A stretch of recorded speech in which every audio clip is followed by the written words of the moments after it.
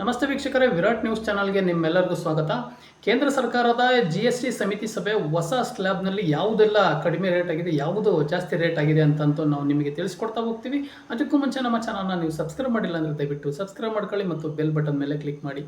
ಹೌದು ವೀಕ್ಷಕರೇ, ಸಮಿತಿಯ 56ನೇ ಸಭೆ ಸಹ ನಡೆದಿದೆ. ಈ ಸಭೆಯಲ್ಲಿ ಉದ್ಯಮಿಗಳು ಮತ್ತು ವ್ಯಾಪಾರಸ್ಥರು ಸಹ ಸಾಕಷ್ಟು ನಿರೀಕ್ಷೆಯನ್ನು ಸಹ ಹೊಂದಿದ್ದಾರೆ. ಹಬ್ಬ ಸಂದರ್ಭದಲ್ಲಿ ಯಾವೆಲ್ಲ ವಸ್ತುಗಳು ಸಹ ಬೆಲೆ ಇಳಿಕೆಯಾಗಲಿದೆ ಹಾಗೂ ಹೆಚ್ಚಾಗಲಿದೆ ಎಂಬ ಕುತೂಹಲ ಸಹ ಗ್ರಾಹಕರ ವಲಯದಲ್ಲಿ ಸಹ ಮೂಡಿದೆ ಅಂತಲೇ ಹೇಳಲಾಗ್ತಾ ಇದೆ.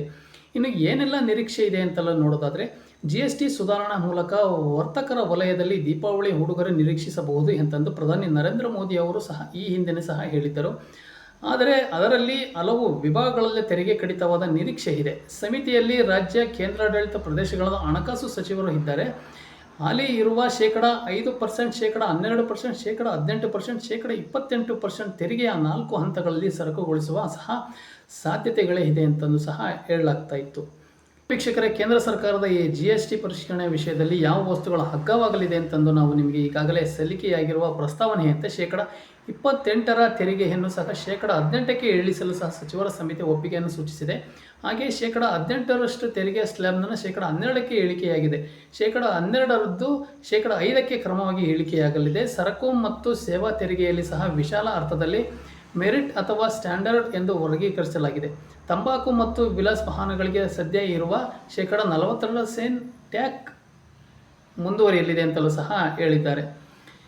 ಇನ್ನು 1200cc 1200cc ಕಡಿಮೆ ಸಾಮರ್ಥ್ಯದ ಎಂಜಿನ್ ಹೊಂದಿರುವ ಸಣ್ಣ ಕಾರುಗಳು ಮತ್ತು 350cc ಒಳಗಿರುವ ಮೋಟಾರ್ ಸೈಕಲ್ಗಳು ಸಹ ಮತ್ತು ಬಿಡಿ ಭಾಗಗಳ ಮೇಲಿನ ತೆರಿಗೆ 22ರಿಂದ 18% ಇಳಿಕೆಯಾಗಲಿದೆ ಅಂತಲೂ ಸಹ ಅವರು ತಿಳಿಸಿದ್ದಾರೆ.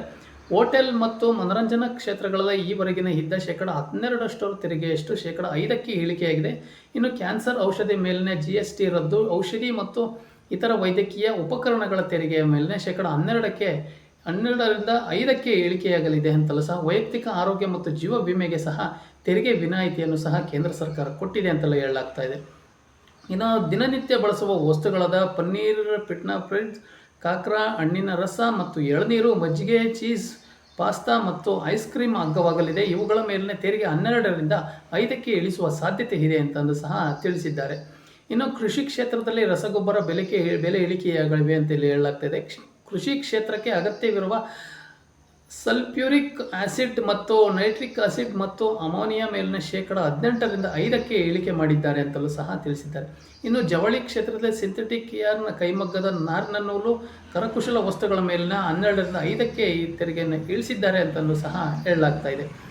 ಇನ್ನು ಯಾವೆಲ್ಲ ವಸ್ತುಗಳು ಸಹ ದುಬಾರಿಯಾಗಲಿದೆ ಅಂತಂದು ನಾವು ತಿಳಿಸ್ಕೊಡ್ತಾ ಹೋಗ್ತೀವಿ. ಈಗ ಯಾವೆಲ್ಲ ವಸ್ತುಗಳು ಕಡಿಮೆ ಆಗಿದೆ ಅನ್ನೋ ಮಾತ್ರ ನಾವು ಈಗ ನಿಮಗೆ ಹೇಳ್ತಾ ಇರ್ತಕ್ಕಂಥದ್ದು. ಇನ್ನು ಸೌರಶಕ್ತಿ ಕುಕ್ಕರ್ ಮೇಲಿನ 12ರಿಂದ 5% ಇಳಿಕೆಯಾಗುವ ಸಾಧ್ಯತೆ ಇದೆ.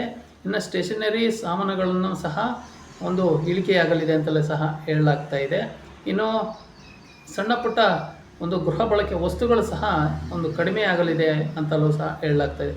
ಇನ್ನು ಹಲ್ಲುಜ್ಜುವ ಪುಡಿ ಅಗ್ಗವಾಗುವ ಸಾಧ್ಯತೆ ಇದೆ ಅಂತಲೂ ಹೇಳಲಾಗ್ತಾ ಇದೆ. ಟೂತ್ ಪೇಸ್ಟ್ ಮತ್ತು ಕಡಿಮೆಯಾಗುವ ಸಾಧ್ಯತೆ ಇದೆ. ಶಾಂಪು, ಎಣ್ಣೆ, ಸೋಪು ಮತ್ತು ಇನ್ನಿತರ ಗೃಹ ಬಳಕೆ ವಸ್ತುಗಳು ಸಹ ಕಡಿಮೆಯಾಗುತ್ತೆ ಅಂತಲೂ ಸಹ ಹೇಳಲಾಗ್ತಾ ಇದೆ.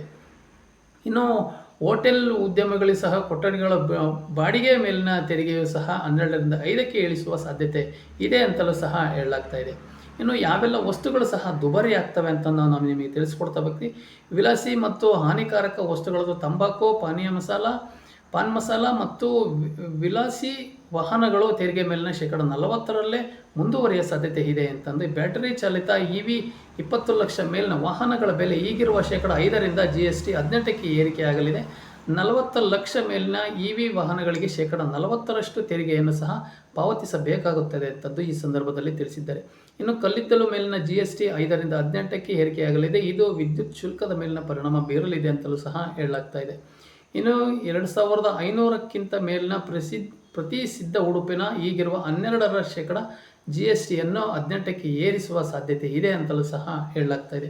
ಹಾಗಾಗಿ ಈ ಒಂದು GST ಪರಿಷ್ಕರಣೆಯ ವಿಷಯದಲ್ಲಿ ಒಂದು ದಸರಾ ಮತ್ತು ದೀಪಾವಳಿ ಹಬ್ಬಕ್ಕೆ ಕೇಂದ್ರ ಸರ್ಕಾರ ಒಂದು ಸಣ್ಣ ಬಡ ವರ್ಗದ ಕುಟುಂಬಗಳಿಗೆ ಇದು ಒಂದು ವರದಾನವಾಗಿದೆ ಅಂತಲೂ ಸಹ ಹೇಳಲಾಗ್ತಾ ಇದೆ ವೀಕ್ಷಕರೇ.